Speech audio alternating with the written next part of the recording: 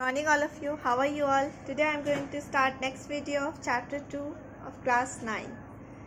Okay so last class में हम लोगों ने क्या पढ़ा था? हम लोगों ने पढ़ा था कि मैटर को हम लोगों ने दो टाइप में बांटा था, एक प्योर सब्सटेंसेस और एक इम्प्योर सब्सटेंसेस. तो इम्प्योर को क्या बोलते थे? मिक्सचर बोलते थे. प्योर वाले में दो आते थे, एक एलिमेंट और एक कंपाउंड. ठीक है, तो नेक्स्ट है we will now discuss the three types of matter यानी कि element, compound and mixture in detail. So before we discuss, we should know the meaning of the three terms which are used in distinguish metal elements from non-metal elements. यानी कि कुछ terms हमें जानने होंगे जो अलग करता है, डिफ्रेंशिएट करता है मेटल को नॉन मेटल से. ठीक है, malleability, ductility and brittleness. I hope आपको ये याद होगा क्योंकि मैंने आपको 8th क्लास में भी बताया था. ठीक है, तो मैलिएबिलिटी ये मेटल का प्रॉपर्टी था जिससे उसको किस में कन्वर्ट किया जा सकता था? शीट में कन्वर्ट किया जा सकता था. उसको हैमर से बीट करके शीट में कन्वर्ट किया जा सकता था. The property which allow the metal to be hammered और beaten into thin sheets without breaking, बिना टूटे हुए वो शीट में कन्वर्ट हो सकता था. तो ये मेटल का प्रॉपर्टी था जिसको क्या बोलते थे? मैलिएबिलिटी. डक्टिलिटी, ऑब्वियस ही बात है, डक्टाइल क्या होता है? मेटल से होता है जिसमें आप उसको वायर में कन्वर्ट कर सकते हो बीट करके.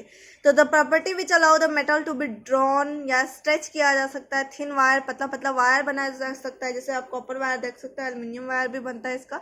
ठीक है, तो इसको क्या बोलते हैं? डक्टिलिटी. ऐसा प्रॉपर्टी सिर्फ मेटल का होता है. आई होप आपको याद होगा सब मेटल और नॉन मेटल के बारे में. नेक्स्ट है the property due to which non metal breaks into pieces on hammering, यानी कि नॉन मेटल को अगर आप हैमर से मारोगे तो वो बिखर जाएगा, टूट जाएगा, छोटे छोटे पार्ट्स में वो बट जाएगा. तो इसको क्या बोलते हैं? ऐसे प्रॉपर्टी को बोला जाता है ब्रिटलनेस.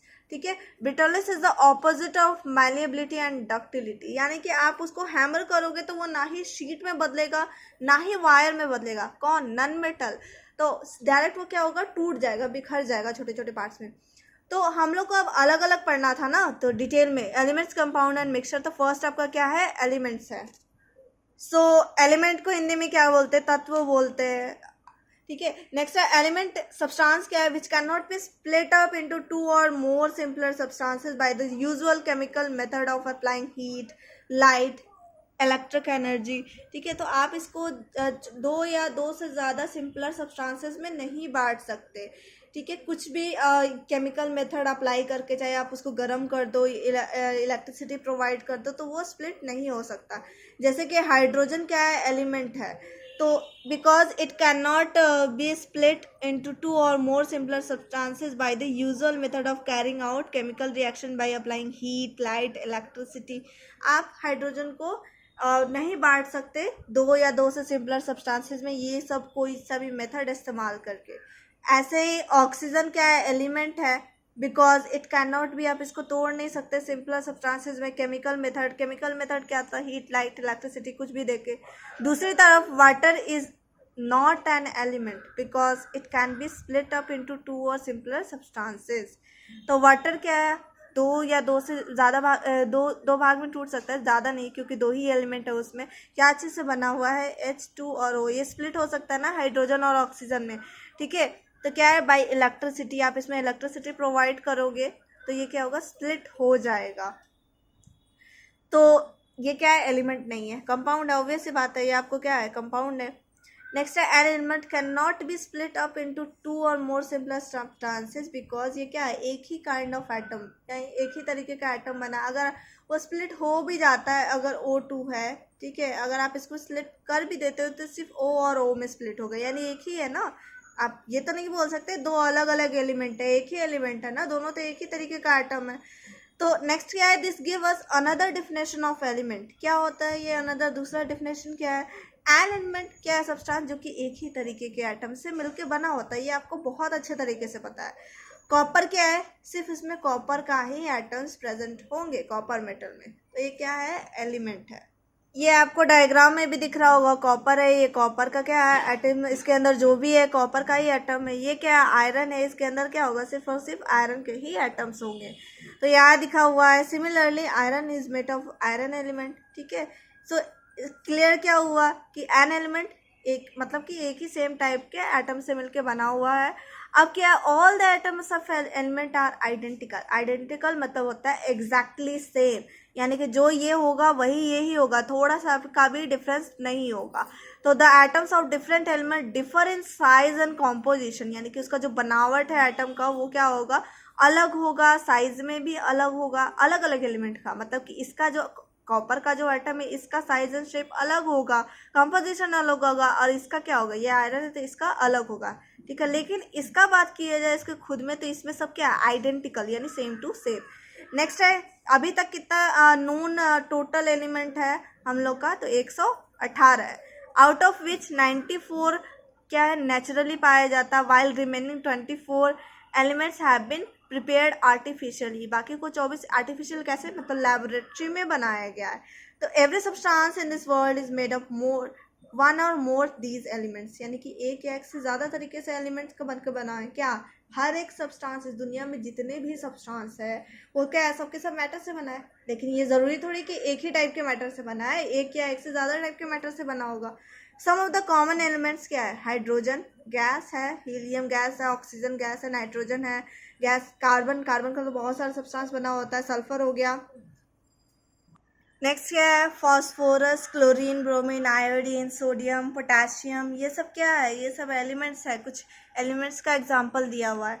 डायमंड, ग्रेफाइट, ये क्या है, ये भी एलिमेंट्स है। क्यों, क्योंकि डायमंड ये सब एलोट्रॉप है, यानी कि कार्बन का ही रूप है, ठीक है। ये भी कार्बन से मिलके बना है, ये भी कार्बन से मिलके बना है। दे आर एलोट्रॉप, यानी कि एलोट्रॉप का मतलब होता है रूप, दूसरा रूप होता है कार्बन का, ठीक है। कार्बन एलिमेंट का ही बना हुआ होता है, इसमें कोई डाउट वाली बात नहीं है, ठीक है। डायमंड हो गया, graphite. Each element is present by a separate symbol. Obvious सी बात है, आपको बहुत कोई का सिंबल पता होगा इसमें, क्योंकि आपने पहले ही पढ़ा। पोटेशियम का क्या होता है, के, ठीक है। मैग्नीशियम Mg, कैल्शियम का Ca होता है, एल्युमिनियम का Al होता है, कॉपर का Cu होता है, ठीक है। सिल्वर का हो गया Ag एंड गोल्ड का हो गया Au, जिंक का हो गया Zn, आयरन का हो गया Fe, सिलिकॉन का हो गया Si। तो ऐसा बहुत सारा है जिसका आपको सिंबल पता होगा, ठीक है। एलिमेंट्स क्या होता है, सॉलिड, लिक्विड और गैसेस में भी हो सकते हैं, आपको पता है। सम एलिमेंट्स क्या सॉलिड होते हैं, कुछ लिक्विड होते हैं, कुछ गैसेस में होगा रूम टेम्परेचर पे, ओके। सोडियम एंड कार्बन क्या है, सॉलिड होता है। मरकरी एंड ब्रोमीन लिक्विड है, आपको पता होना चाहिए। मरकरी क्या है, मेटल है, एंड ब्रोमीन क्या है, ये नॉन मेटल है। यही दो एक्सेप्शन में होता है, मतलब मेटल होने के बावजूद वो क्या है, लिक्विड स्टेट में। मेटल क्या होता है, जनरली सॉलिड होता है, लेकिन ये क्या एक्सेप्शन है, मरकरी, ठीक है। ब्रोमीन क्या है, ये भी नॉन मेटल में क्या लिक्विड में, जबकि हाइड्रोजन और ऑक्सीजन क्या है, गैसेस है रूम टेम्परेचर पे। तो मेजॉरिटी ऑफ द एलिमेंट क्या है, सॉलिड होता है। तो 11 एलिमेंट्स गैस, यानी कि 11 टाइप का एलिमेंट क्या होता है, गैसेस होता है। सिर्फ दो क्या आता है, लिक्विड होता है, मरकरी और ब्रोमीन, जो कि जिसमें से एक मरकरी मेटल है और दूसरा नॉन मेटल है, ठीक है। आई होप ये आपको याद होगा, 8th क्लास में भी था। Most of the material around us are made up by combination of 2 और मोर एलिमेंट्स, यानी कि ज़्यादातर, ये मैंने अभी कुछ देर पहले ही बोला था कि ज़्यादातर मटेरियल 2 या 2 से चीज़ों से, मतलब चीज़ों का मतलब एलिमेंट से मिलकर बने होते हैं। फॉर एग्जाम्पल वाटर, हाइड्रोजन है, ऑक्सीजन। शुगर क्या है, ये आपका बना होता है कार्बन, हाइड्रोजन और ऑक्सीजन से मिलकर बना होता है। तो just as 26 letters of the English alphabet combine in various different way to make a very large number of words, in the same way few elements combine together in very different ways to make an extremely large number of materials and objects। Simple सी बात, ये बोलना चाह रहा है कि alphabet English में सिर्फ कितने होते हैं, 26 होते हैं, लेकिन जब इसको कंबाइन किया जाता है तो देख रहे हो कितने सारे लेटर्स बन जाते हैं, कितने सारे वर्ड्स बन जाते हैं, ठीक है। तो काफ़ी लार्ज नंबर होता है इंग्लिश के वर्ड्स का भी। तो वैसे ही बोल रहे हैं, यहाँ तो आपके इतने सारे एलिमेंट्स हैं, कितने हैं, 118। तो इतने सारे एलिमेंट्स होने के बावजूद आप सोचो कि अगर ये सब आपस में ही कंबाइन करें तो कितना ज़्यादा आपका कंपाउंड बन सकता है, नंबर ऑफ कंपाउंड कितना ज़्यादा बन सकता है। तो वही बोल रहा है, एक्सट्रीमली लार्ज नंबर है किसका, मटेरियल्स का।